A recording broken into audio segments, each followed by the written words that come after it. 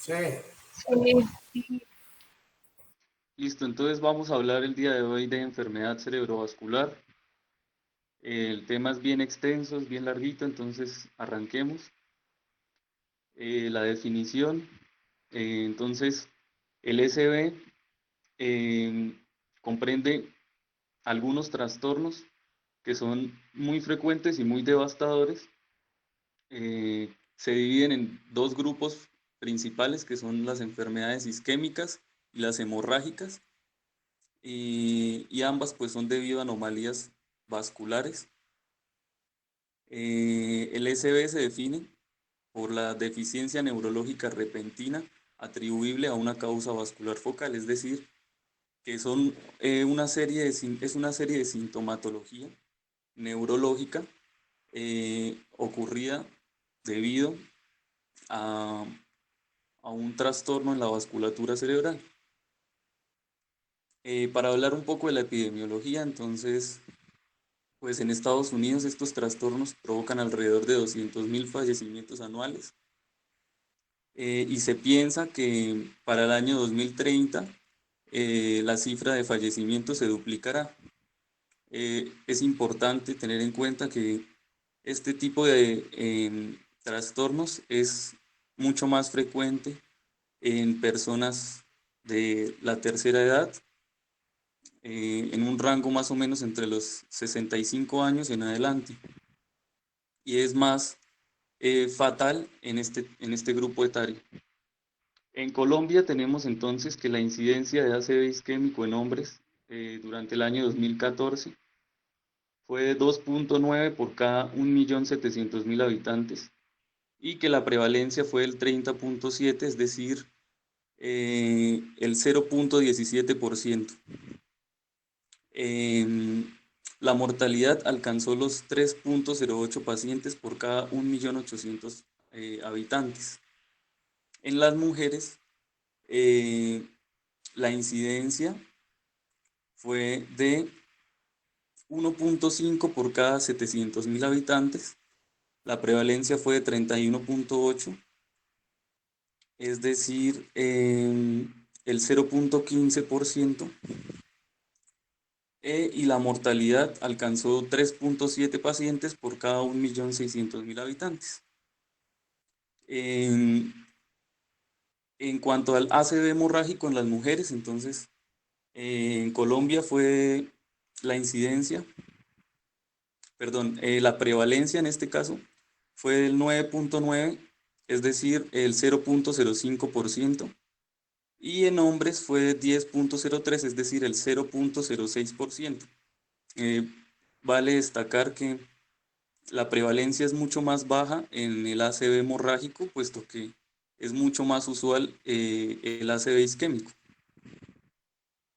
Estas tablas las saqué del Observatorio Nacional de Salud, que es, digamos, una entidad del Ministerio de Salud. Vamos a hablar entonces ahora sí de la clasificación. Entonces, como les había dicho antes, hay dos grandes grupos en los cuales podemos clasificar el SB. El primero es el accidente cerebrovascular isquémico. Entonces, para nombrar rápidamente un poco de la fisiopatología, sucede cuando se ocluye un vaso intracraneal o se reduce la irrigación en una región encefálica. Esto puede ser debido a un proceso aterosclerótico que ha ocluido el vaso, la luz del vaso, o puede ocurrir debido a un émbolo que igualmente ocluyó la luz del vaso y hace que el tejido entre en isquemia y en necrosis. Entonces,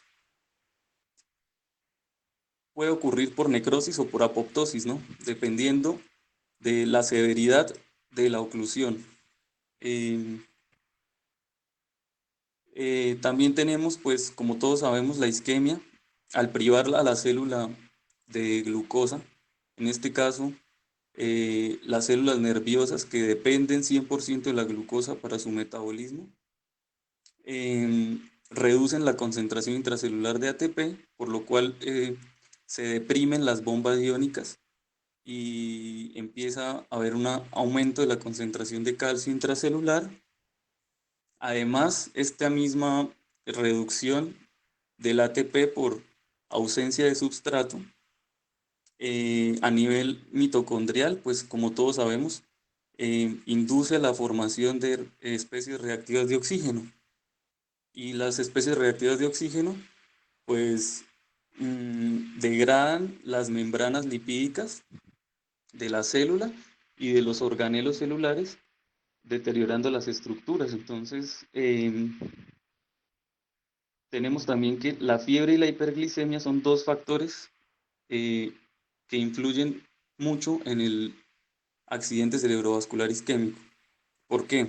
La fiebre, porque la temperatura, la hipertermia, aumenta la tasa metabólica celular y previamente, con lo ya dicho, pues al aumentar la tasa metabólica en ausencia de substrato, esto va a desencadenar la producción de más especies reactivas de oxígeno y va a deteriorar más la célula y va a acentuar la sintomatología de la isquemia. Por su parte, la hiperglicemia por encima de 175 miligramos por decilitro. Una hiperglicemia, digamos, muy elevada, descompensada, lo que hace es disminuir el pH, inducir una acidosis, debido a que la célula empieza a utilizar la glucosa a través de la vía de la glucólisis anaerobia, produciendo ácido láctico como último producto y, bueno, deteriorando más la situación.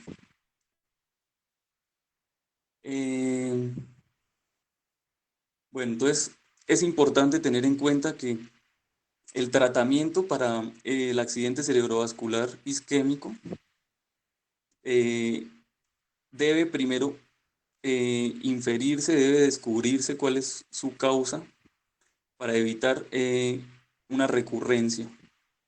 Entonces vamos a hablar un poquito de eso. Tenemos entonces el accidente cardioembólico. El accidente cardioembólico sucede cuando émbolos producidos por alguna afección en el corazón viajan hasta los vasos cerebrales. Sobre todo, y esto es importante, eh, el accidente cardioembólico siempre va a afectar sobre todo a la arteria cerebral media y a la arteria cerebral posterior y sus ramas. Muy rara vez afecta a la arteria cerebral anterior. Entonces, debido a sucesos que producen trombos en el corazón, pueden ser, por ejemplo, la cardiopatía reumática, que como todos sabemos, tiende a producir trombos en las valvas. Puede ser, por ejemplo, por una eh, miocarditis bacteriana, por ejemplo, que produce vegetaciones en las valvas. Estas tienden a desprenderse y a hacer las veces de émbolo. Eh, Está el infarto de miocardio, sobre todo transmural de la pared anteroapical. Un infarto de miocardio, por ejemplo, en el tabique interventricular del lado izquierdo, fácilmente puede producir un trombo en el lugar de la lesión y este desprenderse y embolizarse, viajar hasta los vasos de la arteria cerebral media y la arteria cerebral posterior y producir una ACV. Las prótesis valvulares, estas digamos que son un factor de riesgo importante en el ACV. La miocardiopatía isquémica, la más importante, la fibrilación auricular, ya la vamos a detallar más adelante. Y procesos de embolización paradójica, como puede ser la trombosis venosa profunda, en casos en los cuales existe foramen oval permeable, cortocircuito arteriovenoso.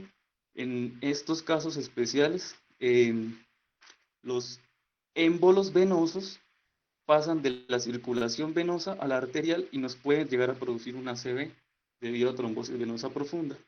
Émbolos de grasa, Asimismo, enfermedades neoplásicas, émbolos de aire, que es muy raro, líquido amniótico, después de los partos, durante el puerperio, después de haber hemorragias, puede ser que líquido amniótico entre en la circulación y haga las veces, pues, nos produzca una embolia.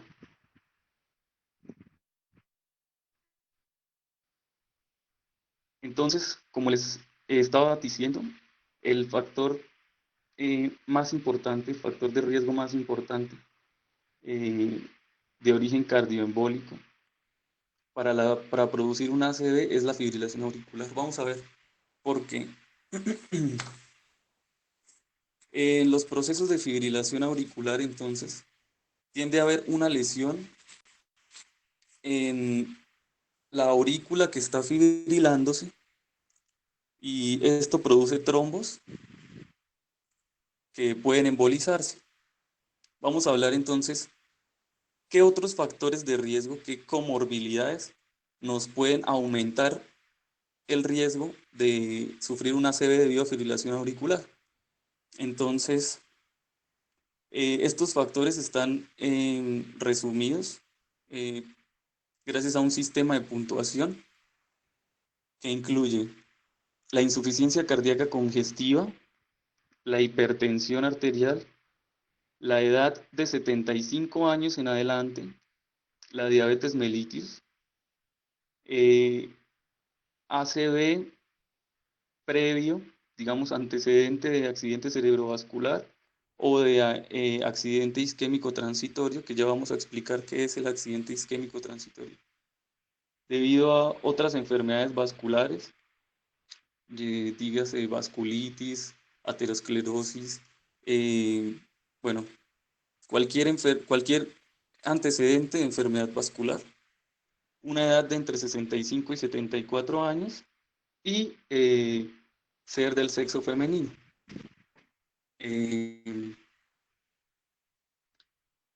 La suma de, el, de la fibrilación auricular con, con alguna de estas comorbilidades puede incrementar el riesgo de un ACV incluso hasta el 15% en pacientes que tienen estas comorbilidades. Bueno, vamos a hablar entonces del tratamiento de la fibrilación auricular, ya que es tan importante. Existen tres estrategias principales para controlar la fibrilación auricular, ¿no? El primero y el más efectivo es el mantenimiento del ritmo sinusal. El mantenimiento del ritmo sinusal se logra, vamos a ver más adelante la terapia, pero puede ser una terapia farmacológica, puede ser una cardioversión, puede ser una ablación mediante catéter. El segundo es el control de la frecuencia cardíaca durante la fibrilación auricular. Bueno, estudios eh, como por ejemplo el estudio AFIRM y el estudio RACE escogieron poblaciones de muestra de 4.060 pacientes y 522 pacientes respectivamente. Todos los pacientes con fibrilación ventricular y con algunas de las comorbilidades que nombramos anteriormente, y se comparó el tratamiento entre el mantenimiento del ritmo sinusal y el control de la frecuencia cardíaca durante los episodios de fibrilación. Entonces, los resultados fueron que existen diferencias significativas en la mortalidad durante los primeros 4 años y que la sobrevida fue mejor para el grupo de pacientes a los cuales se les controló el ritmo sinusal. Entonces, esta es como la estrategia que da mejores resultados. Y número 3, pues la prevención del accidente cerebrovascular, que es la complicación más temida y más frecuente de la fibrilación auricular. Em, Puede haber otras consecuencias neurológicas como el deterioro cognitivo, los infartos cerebrales silenciosos como los microinfartos, de los cuales vamos a hablar a continuación, el deterioro de la memoria, la enfermedad de Alzheimer y el infarto de miocardio. Estos últimos, exceptuando el infarto de miocardio, es decir, los infartos cerebrales silenciosos, el deterioro de la memoria y la enfermedad de Alzheimer, están vinculados con los microinfartos cerebrales que ya vamos a tocar. Listo, entonces el manejo. Eh, para el ritmo sinusal, para el mantenimiento del ritmo sinusal, vamos a utilizar fármacos antiarrítmicos.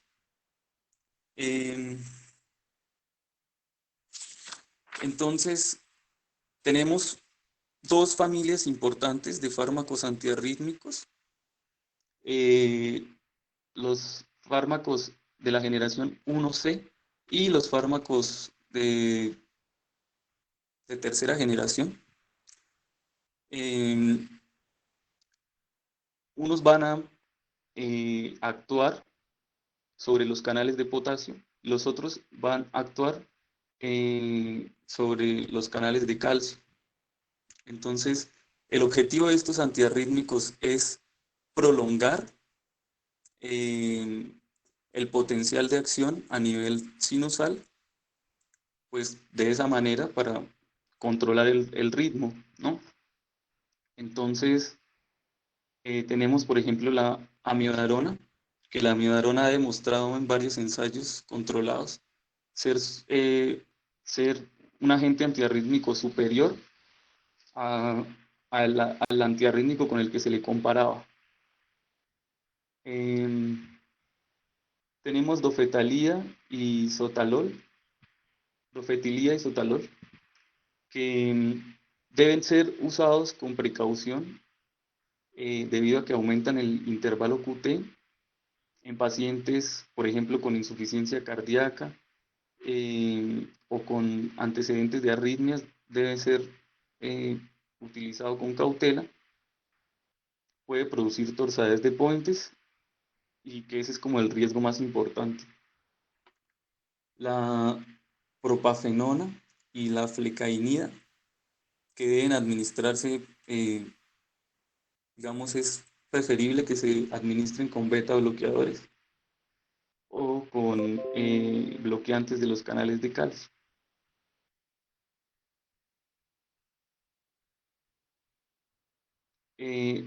Los otros tratamientos, como les había hablado, la ablación con catéter.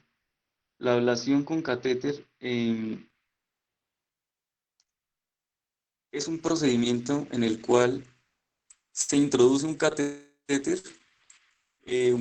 especial para este procedimiento, que posee una punta en la cual, mediante radiofrecuencia o mediante el uso de temperaturas extremas, vamos a cicatrizar, a hacer una ablación en los tejidos que nos producen fibrilación auricular.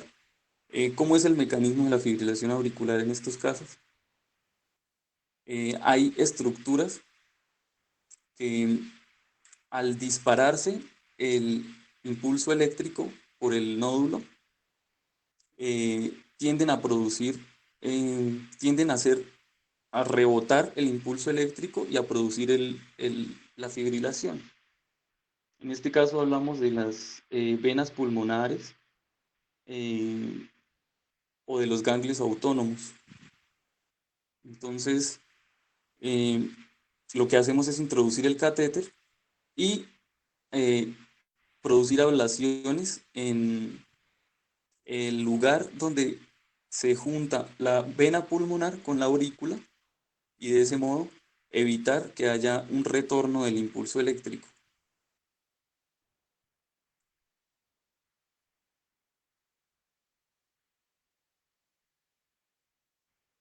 Listo, entonces la cardioversión. La cardioversión puede realizarse de dos formas. Perdón, estamos Puede hablando ser una... de ACV, y así no vamos a acabar nunca. Eso es otro Sí, sí. tema. Sí, sí, sí, señor. Me parece importante tocarlo porque eh, es una causa de No, pues esa es la muy clase frecuente de ACV. particular. Además que su merced me envió un Sí, artículo bien claro, largo y de acerca del tema, me pareció confidencial. importante Sí, pero incluirlo. no vamos a terminar nunca. Listo, entonces la cardioversión básicamente es que le ponen electrodos y le mandan corriente continua para volver al ritmo sinusal. Y la anticoagulación, en este caso, es muy importante. Para evitar el ACV se recomienda warfarina con INR entre 2 y 3 por 4 semanas. Y listo. Entonces la otra clase de ACV isquémico puede ser un accidente arterial en el cual se forman trombos en alguna de las arterias en el camino hacia la formación del polígono de Willis y de las arterias cerebrales y pueden embolizar y ocurrir el accidente. Entonces, el más importante acá es el proceso aterosclerótico de la arteria carótida. Sobre todo tiende a formarse en la bifurcación carotidia.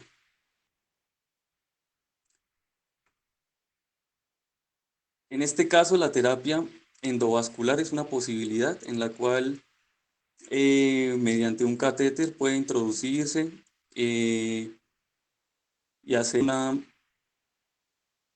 angioplastia. Puede ser con o sin stent. También está la posibilidad de la endarterectomía, en la cual, que es un procedimiento mucho más invasivo y que demostró en un estudio tener una mortalidad más alta que la angioplastia, en la cual abren al paciente, cortan la arteria, deshacen el émbolo, el proceso aterosclerótico, el trombo, vuelven a restaurar la arteria y esperan que los resultados sean positivos. Estos pacientes también son tratados sobre todo con terapia antitrombótica dual, que ha demostrado ser más segura que, que la anticoagulación debido al riesgo de sangrado. Más adelante vamos a hablar bien de eso. Está también el accidente de vasos pequeños. En el accidente de vasos pequeños hablamos de necrosis residual de zonas encefálicas que son irrigadas por vasos de entre 30 a 300 micrómetros en el encéfalo. Entonces, sobre todo estamos hablando de zonas profundas de la sustancia gris y blanca, como el tallo encefálico, el tálamo y otras estructuras importantes, el putamen, que se encuentran profundas.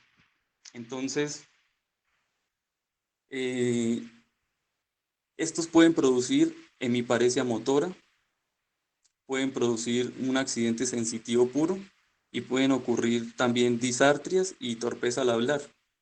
Esos son como la sintomatología más usual. Listo, vamos a hablar de los microinfartos, como les había hablado hace rato. Están muy relacionados con estos accidentes de vaso pequeño y también están muy relacionados con los accidentes isquémicos transitorios. ¿Qué son los accidentes isquémicos transitorios? Son, eh, digamos, accidentes en los cuales la sintomatología dura solo un par de horas hasta un día máximo.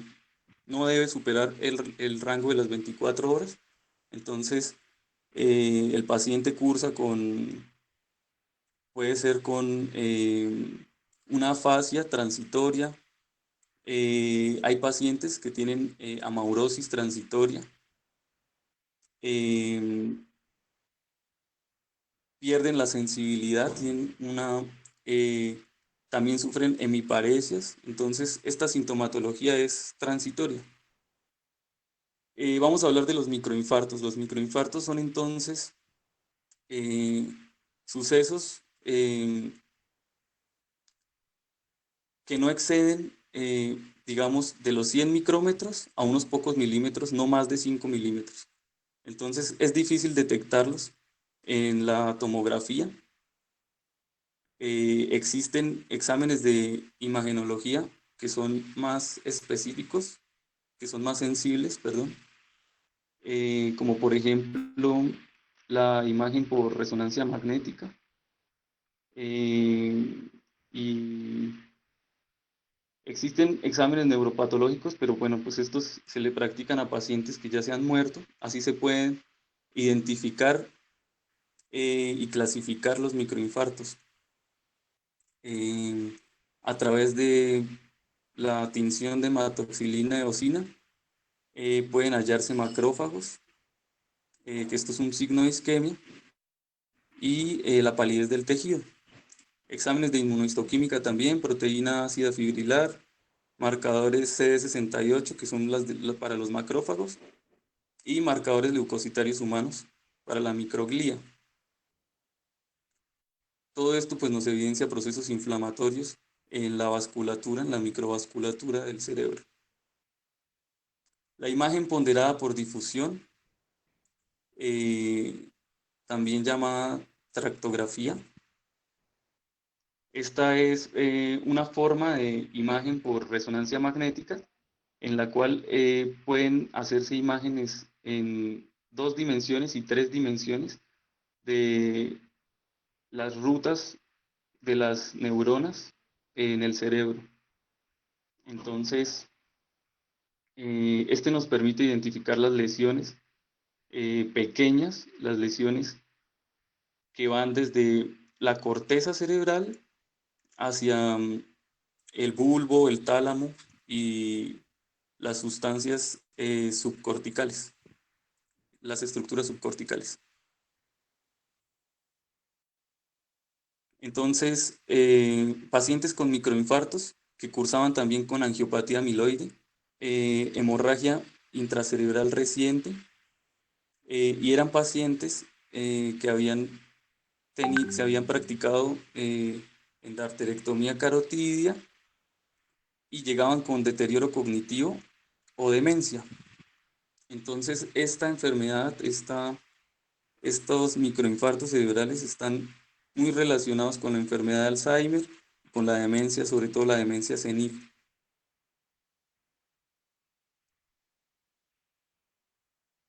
Eh, Mediante los ensayos de imagenología, como la resonancia magnética estructural de alta resolución, es posible detectar los microinfartos.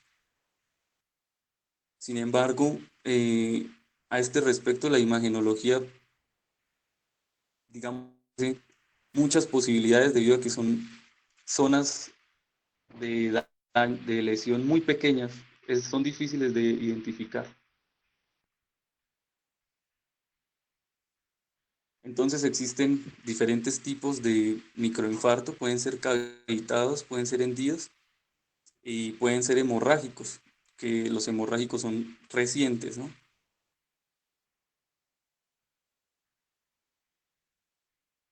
Em, las causas y los es la enfermedad cerebral de pequeños vasos, de la cual ya hablamos, la angiopatía amiloide, la aterosclerosis, la microembolia, la hipoperfusión. Todos estos son factores que tienden a producir microinfartos. Digamos que los microinfartos son la suma de varios factores que a lo largo del tiempo se van sumando y van lesionando el cerebro poco a poco.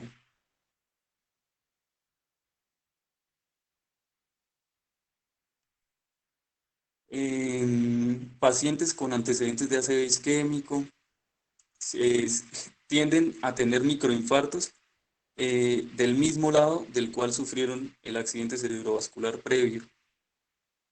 En estudios de cohorte se asoció la hipertensión y la hiperlipidemia con los microinfartos. Y de nuevo tenemos aquí a la fibrilación auricular. Entonces, que pues por su predisposición al ACV, también nos predispone a los microinfartos cerebrales.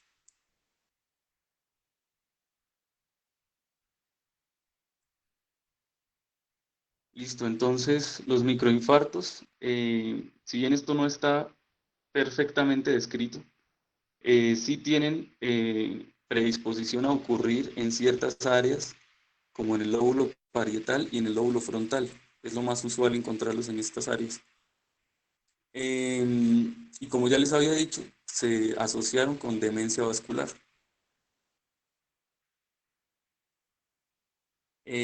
Sin embargo, a pesar de que son lesiones muy pequeñas, lesiones que van de 100 micras a 5 milímetros, eh, estos nos producen daños remotos, es decir, tenemos el centro infartado y alrededor de eso existe, digamos, una ventana de lesión, una ventana de daño eh, que afecta el tejido nervioso vecino.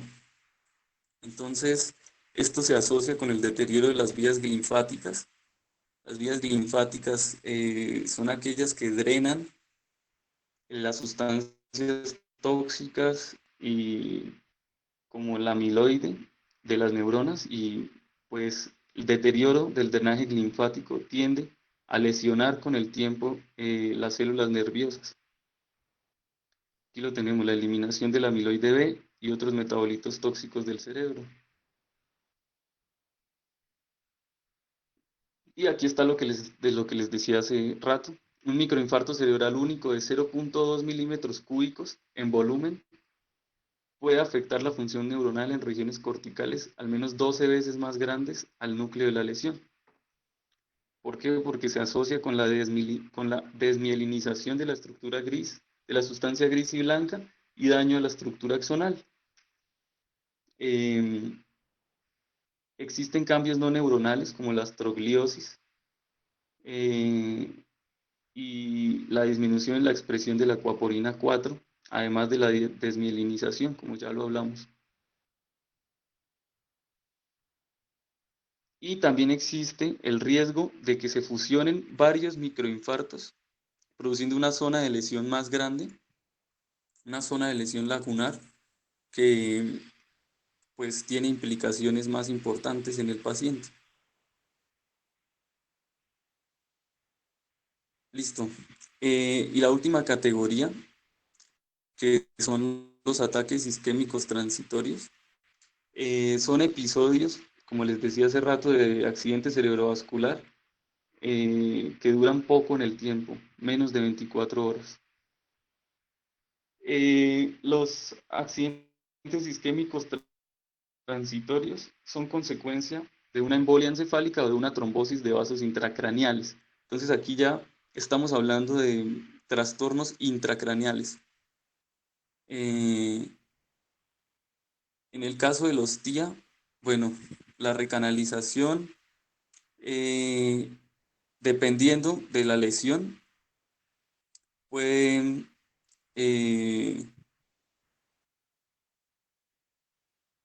entre el 15 y el 50% de los TIA puede acompañarse de infartos cerebrales, a pesar de la ausencia de signos y síntomas neurológicos. Es decir, que puede que el paciente no presente sintomatología y sin embargo eh, haya zonas de lesión irreversibles en el cerebro.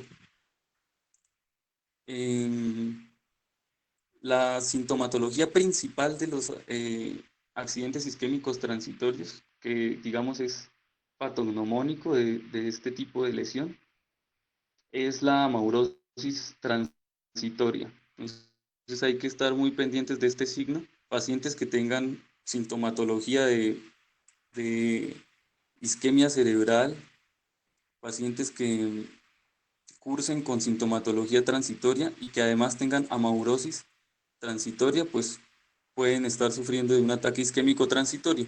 Y los ataques isquémicos transitorios son un factor de alarma eh, para, digamos, cuidar al paciente de sufrir un accidente cerebrovascular más importante en el futuro. Quiere decir que el paciente todavía está, digamos, el tejido del paciente todavía recibe nutrición, pero que pronto, si no se cambia esa situación, pues va a haber una isquemia total.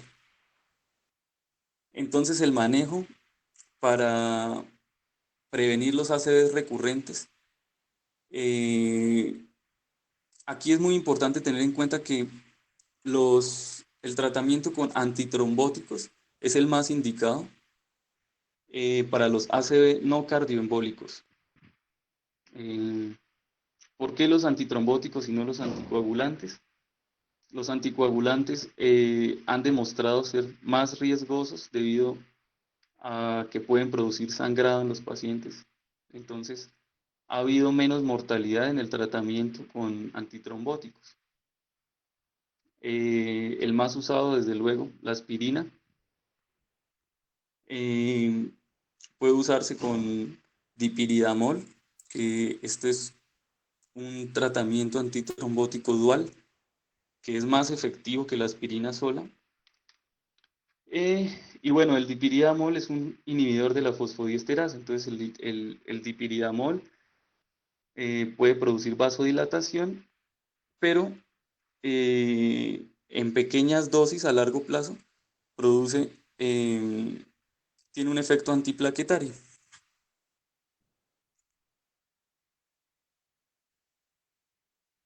El clopidogrel, que es un inhibidor de los receptores de ADP, entonces este actúa sobre las plaquetas y inhibe la agregación plaquetaria.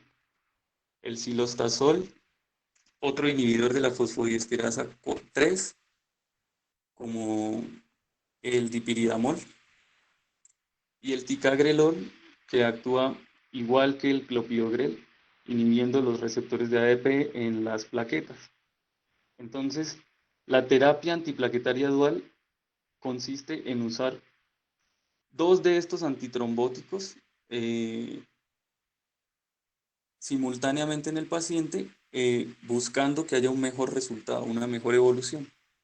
Lo más usado en este caso es la terapia antiplaquetaria dual, aspirina más dipiridamol y aspirina más clopidogrel. Esto en pacientes que han tenido un ACV isquémico leve, la monoterapia con aspirina o la monoterapia con clopidogrel. Esta monoterapia con clopidogrel está más indicada en pacientes que han tenido un ACV grave, con, con más repercusiones. Entonces, ¿cómo debemos administrarlo? La terapia antiplaquetaria dual con clopidogrel y aspirina debe administrarse. Clopidogrel 300 miligramos el primer día y 75 miligramos en adelante. Durante 3 semanas, junto con aspirina, 75 miligramos diarios. Y la monoterapia, que puede ser, como les había dicho, con clopidogrel o aspirina. En los artículos hablaban de dosis de aspirina altas, 1200 miligramos día, si no estoy mal, y seguía siendo más efectivo que los anticoagulantes en pacientes que habían sufrido ACV, evitando el riesgo de recurrencia.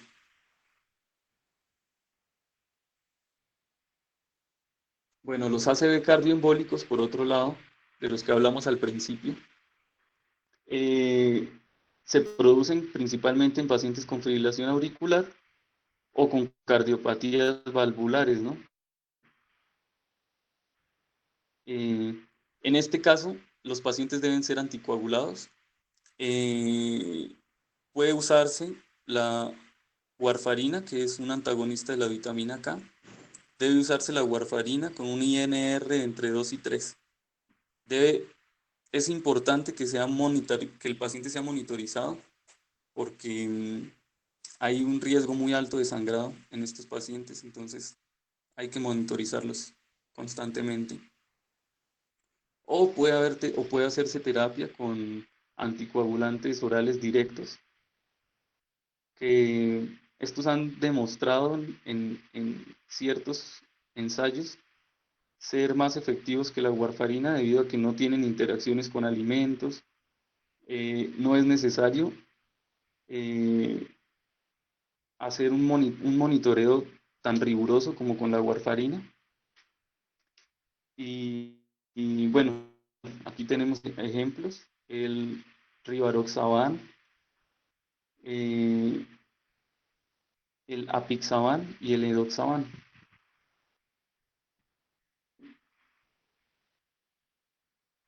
Bueno, la anticoagulación a largo plazo está indicada en pacientes que han sufrido ACV y que cursan con fibrilación auricular. El tratamiento para estos pacientes es tratar la fibrilación auricular, como habíamos hablado antes. Entonces el paciente debe anticoagularse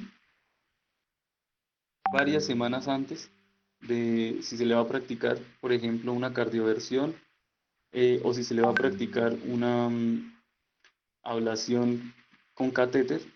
Los pacientes deben anticoagularse 3 semanas antes y deben proseguir con la anticoagulación hasta 4 semanas después. Hay pacientes que deben estar anticoagulados de por vida.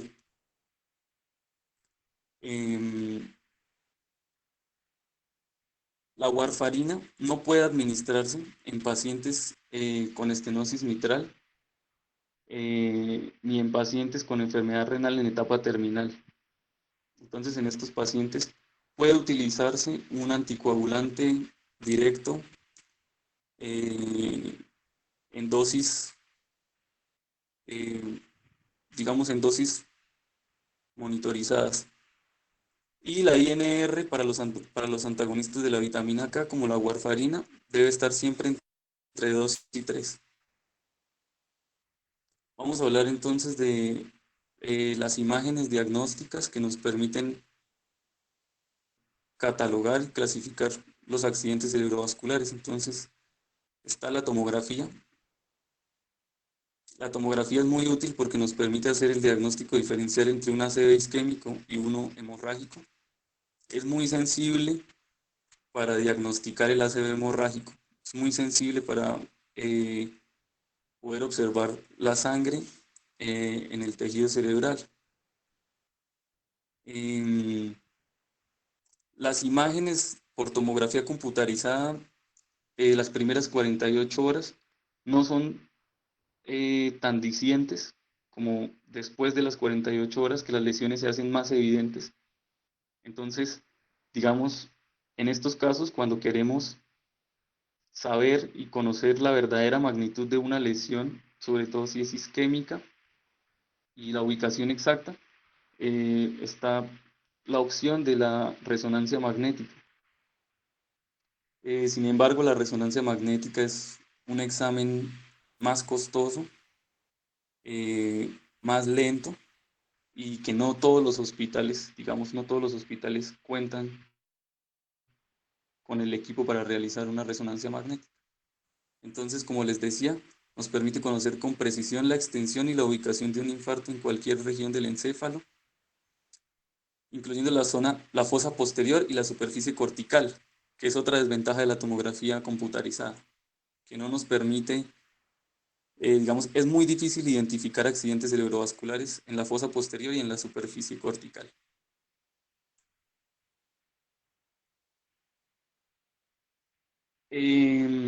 La otra herramienta diagnóstica es la angiografía cerebral. Esta es una técnica de radiografía convencional con líquido de contraste que nos permite eh, identificar y saber exactamente qué tan graves son, por ejemplo, las estenosis en procesos ateroscleróticos y detectar otras patologías como aneurismas, vasoespasmo, displasia fibromuscular, fístulas, vasculitis y vasos colaterales. Entonces, este procedimiento se realiza introduciendo un catéter en la ingle y inyectando líquido de contraste. Tiene desventajas y es que es un procedimiento con riesgos considerables debido a que puede producir lesión en las arterias, sangrado en la ingle, tromboembolias, e insuficiencia renal debido al contraste. Tenemos la ecografía Doppler. Esta es muy útil, nos permite identificar y medir de manera fiable las estenosis, sobre todo en la arteria carótida, en Doppler de cuello. El Doppler transcraneal permite valorar el flujo sanguíneo en arterias cerebrales media, anterior y posterior. Entonces, este es muy útil cuando hablamos de ACVs isquémicos debido a procesos ateroscleróticos extracraneales e intracraneales.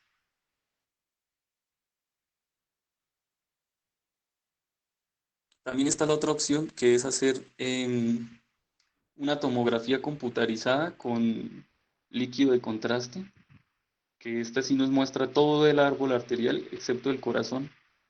Nos muestra desde el callado aórtico hasta todas las arterias cerebrales y sus ramas.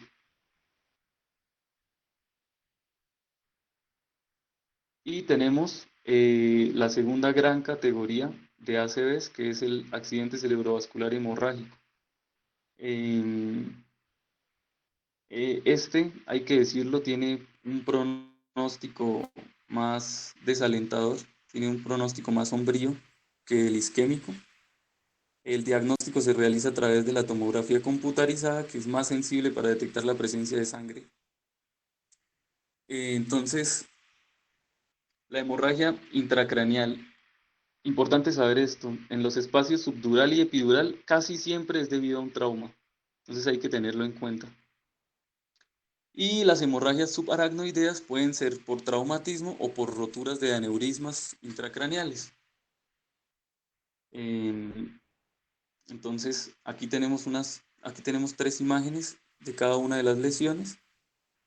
Aquí tenemos la hemorragia subdural, aquí tenemos la epidural y aquí tenemos la subdural.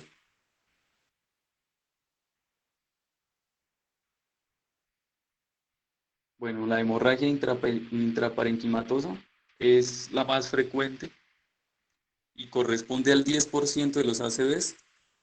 Esta tiene una mortalidad altísima del 50%. El pronóstico es muy desfavorable. Casi siempre los pacientes fallecen cuando tienen una hemorragia intracraneal intraparenquimatosa, dependiendo de la extensión del sangrado. Digamos, pacientes con hemorragias, con hematomas de menos de 30 mililitros de sangre tienen un pronóstico favorable. Pacientes con hematomas entre los 30 mililitros y los 60 mililitros tienen un pronóstico intermedio, pero los pacientes con más de 60 mililitros tienen un pronóstico muy desfavorable, tienden a fallecer. La prevalencia es más frecuente en asiáticos y en afrodescendientes. Lo más usual, digamos, el factor de riesgo más importante para la hemorragia intraparenquimatosa es la hipertensión arterial, debido a que estos pequeños vasos son mucho más sensibles a la lesión por cifras tensionales elevadas. Entonces, las ubicaciones de la lesión más frecuentes son los ganglios basales, la parte profunda del cerebelo y la protuberancia. Al parecer, lo que les decía, estas pequeñas arterias son más propensas a tener lesión por hipertensión. La hemorragia lobar, que son pequeñas y que tienen unos síntomas muy específicos. Por ejemplo, la hemorragia lobar occipital produce una hemianopsia. Las del lóbulo temporal tienden a producir delirio y afasias. Si las lesiones son del lado dominante, va a producir la afasia, debido a que las zonas de Wernicke las de la afasia motora y sensitiva se encuentran del lado dominante.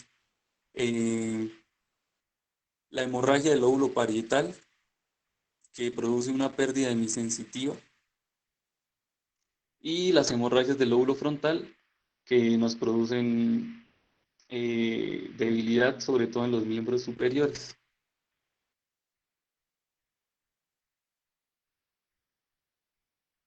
Entonces, el tratamiento para los ACV hemorrágicos, bueno, en realidad a estos pacientes no hay mucho que hacerles, pero es importante que pacientes que están teniendo tratamiento con anticoagulación, debe revertirse la anticoagulación, debe aplicarse concentrados de protrombina más plasma vitamina K vía intravenosa para revertir la anticoagulación. Y en casos de trombocitopenia, casos en los que el paciente tiene menos de 50.000 plaquetas, hay que hacer transfusión. Y desde luego es importante combatir la hipertensión grave con antihipertensivos no vasodilatadores, como la nicardipina, el labetalol o el esmolor. Los antihipertensivos que producen vasodilatación empeoran el cuadro, aumentan el sangrado. Esto es importante, y es que no se ha comprobado en varios ensayos controlados, han demostrado que no es, digamos, mejor la evacuación quirúrgica en hemorragias supratentoriales. Entonces, los pacientes igual tienden a tener una alta mortalidad cuando se les evacúa el hematoma. Y la prevención, muy importante, el tratamiento de la hipertensión temprana en pacientes que ya, digamos, se están acercando a la vejez, pacientes desde los 40 años, es importante controlar la hipertensión arterial para evitar un accidente cerebrovascular futuro. Regular el consumo de alcohol y de drogas como la cocaína y las anfetaminas, que elevan la tensión arterial y producen vasculopatías también. Importante también la diabetes y las dislipidemias y las enfermedades metabólicas. Entonces, eso sería todo. Muchas gracias. 6:53, justo a tiempo. Bueno, hay varios comentarios para hacer. Empecemos. Hace ya más de 30 años que no usamos la palabra accidente cerebrovascular, porque la palabra accidente denota como algo impredecible, algo mala suerte. Y resulta que esto es una enfermedad. Entonces, como la sigla se ve ha calado tanto ya en la gente, pues lo que decimos es ataque cerebrovascular, dando la sensación de una urgencia, como pasa con el ataque cardíaco que todo el mundo le corre. Pues aquí ya hemos abandonado la palabra accidente, porque el accidente conlleva en sí una cosa nihilística, que de malas, mientras que hay muchas cosas por hacer. Recomendaciones para las próximas exposiciones: hay que hacer un temario al principio para saber uno de qué van a hablar y en qué orden van a ir. Eso ayuda mucho al auditorio a entender. De las prevalencias, no sé, es tan raras prevalencias. Normalmente las prevalencias se dan por 10.000 habitantes, ¿no? Cualquier cosa que usted quiera mostrar, porque es más fácil para uno entender. Las embolias cerebrales a cualquier territorio, indudablemente que es más frecuente la cerebral media, pero puede embolizar a cualquier lado. En el uso del SHA-2DS2-VASC para estratificar el riesgo de embolia en el paciente con FA, tener en mente que las mujeres, por el solo hecho de ser mujeres, le da un punto, pero ese punto se le suma solamente si tiene otro factor de riesgo adicional. Porque en teoría no, en la práctica embolizamos, anticoagulamos pacientes con más de uno, pero en las mujeres solamente se utiliza ese uno del sexo femenino, si además tiene otro de los puntos de esa escala. Entonces, para que tengan en mente eso. Indudablemente que a mayor puntaje, pues mucho mayor riesgo de embolia, ¿no? A su vez tenemos la escala del Hasbled, que se debe hacer al mismo tiempo que el DS2-VAS, perdón. Se debe hacer el tiempo con el Hasbled, porque el Hasbled implica cuál es el riesgo de sangrado que tiene un paciente que vamos a anticoagular por FA. Entonces uno tiene que dar los dos puntajes, porque puede suceder que tenga un puntaje alto en el SHA2-DS2-VAS y tenga también alto en el Hasbled. Es decir, el Hasbled es alto, quiere decir que es muy riesgosa la anticoagulación y que no debemos hacerlo. Pacientes que tienen falla renal, falla hepática, sensibilidad aumentada a los anticoagulantes, ¿sí?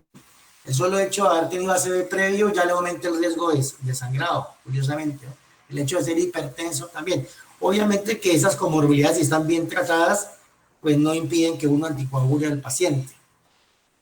De pronto me quedó a mí en el ambiente que la FA y los infartos, microinfartos, se asocian con Alzheimer. Alzheimer es otra cosa. Lo que pasa es que muchos de los pacientes con Alzheimer tienen microinfartos cerebrales, pero ahí va a ir relación de causalidad. ¿Sí? Son dos cosas distintas. La enfermedad, la demencia de Alzheimer o la enfermedad de Alzheimer, primero no sabemos cuál es la causa, pero lo que sí sabemos es su fisiopatología no incluye oclusiones vasculares.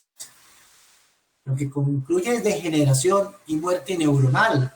De ahí los ovillos, neurofibrilares, las placas seniles, pero la oclusión vascular no es un factor que lleve a Alzheimer. Por eso ser hipertenso o ser diabético o ser fumador no le da a uno más riesgo de ser Alzheimer. Porque si eso fuera vascular, pues eso también le daría unos riesgos para Alzheimer.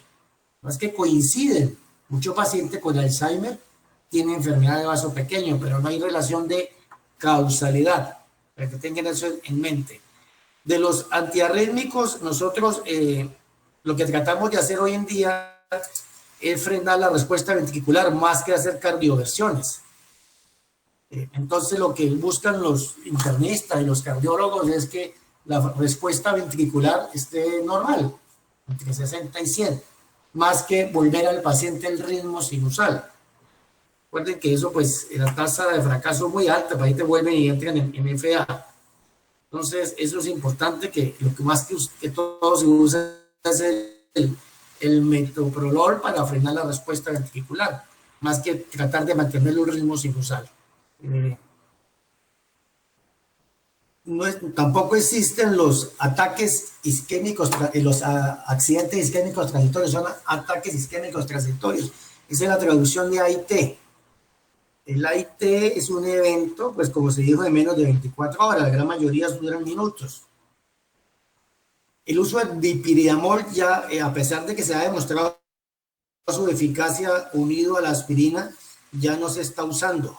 Y de hecho la terapia dual en la enfermedad aterotrombótica, carotidia y de los vasos grandes, pues se ha abandonado debido a que es mayor el riesgo de sangrado que el mayor beneficio preventivo. Entonces, si ustedes revisan las guías de manejo de todo el mundo, la tendencia mundial es dar solo Vasa o solo clopidogrel. No están recomendando la terapia dual hoy en día porque se ha visto en el seguimiento que hay un aumento del riesgo de sangrado. Entonces, nos estamos quedando con monoterapia. Hay que recordar que hay un 10% de personas que naturalmente no tienen el receptor para el clopidogrel. Entonces, la droga no le sirve para nada. Entonces, teóricamente habría que hacerle el estudio que aquí no se hace en Colombia para saber si sirve. Ticagrelor no es superior a aspirina, solo. Ahorita hay un estudio nuevo que lo están usando unido a la aspirina.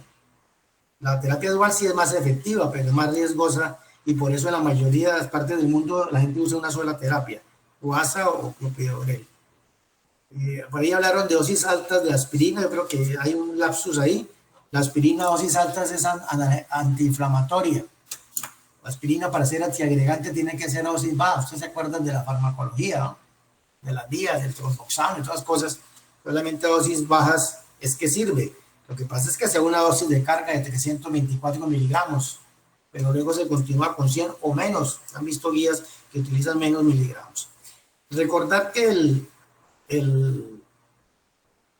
la meta de anticoagulación con warfarina es llevarlo entre 2 y 3, pero en los pacientes que tienen valvulopatía o les han cambiado la válvula, la meta va más arriba. La meta va entre 2,5 y 3,5 de INR. Es más exigente la anticoagulación en esta población. Gente que tiene la válvula dañada o que se le hizo un reemplazo valvular mecánico, prótesis mecánica. Recuerden que ahora hay prótesis biológicas. En ello la anticoagulación dura más, un poco, es menor tiempo y después se la quitan.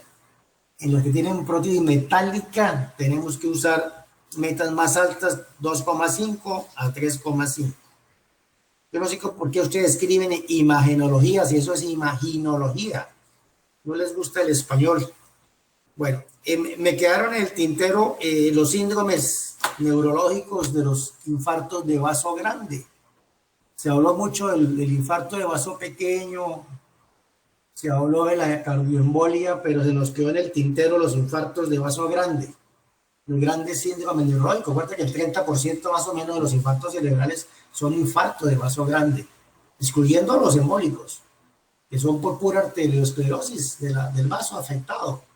Entonces, la parte semiológica y clínica que también le sirve para la embólica, pues no hubiera sido de saber cuál es el síndrome de la arteria cerebral anterior, de la cerebral media, de la cerebral posterior. Ahí mencionaron algunos de los síndromes lacunares, que son como 16, y tampoco nos recordaron los síndromes del territorio posterior, de la AICA, de la PICA, de la cerebrosa superior. Eso nos quedó faltando. Y el tema grande que faltó fue el tratamiento del infarto cerebral agudo. No tocamos nada de la trombólisis. Por eso son indicaciones, contraindicaciones y algunas palabritas de la trombectomía mecánica. Es un tratamiento moderno en el infarto cerebral de vaso grande, ¿no? con trombo proximal en las arterias del polígono de Willis. Entonces, eso que hay en el tintero, para que lo revisen, pueden compartir los artículos y las guías de manejo y ahí hablar sobre eso. De las hemorragias cerebrales, de la hipertensiva, pues indudablemente lo que vale ahí es la prevención, tratamiento de la hipertensión arterial. El pronóstico es muy malo y los tratamientos que se han intentado pues no han sido buenos, realmente nada ha servido en la hemorragia parenquimatosa. Repasar los síndromes más comunes en la clase de tomografía, por ahí mencionábamos cuál era la forma más frecuente de presentación, hemorragia putaminal, el tálamo, ustedes recordarán esa parte. Entonces, y unas palabritas de los aneurismas cerebrales que producen las hemorragias cerebrales, ¿no? Y nosotros por división de trabajo, aquí lo manejan los neurocirujanos, ¿no? Los aneurismas, porque indudablemente el tratamiento del aneurisma cerebral roto, pues es ahí aislarlo en la circulación mediante la colocación de un gancho o mediante la colocación intravascular de este material que llaman coils, medidas de evitar que eso vuelva a sangrar. Entonces, las hemorragias o hemorragias en esta institución pues lo manejan los neurocirujanos, sean traumáticas o no. Ya saben que cuando no es traumática, pues la biología más común, 90%, va a ser un aneurisma cerebral roto. Recalcar el valor de la tomografía de cráneo simple en el diagnóstico agudo del ACV isquémico y hemorrágico, supremamente importante. Primero nos permite diferenciar la hemorragia de la isquemia, y si tenemos un paciente en ventana con una lesión muy pequeña o no visible en la tomografía, pues es un paciente ideal para hacer el tratamiento trombolítico. ¿Mañana quién viene? ¿Qué tema es mañana? Mañana es club, doctor. Club de revistas mañana. El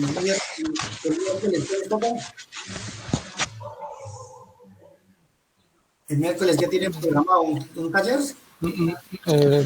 Sí, simulación. Hasta el jueves volvemos a tener clase. ¿Cuál es la clase? De cefaleas.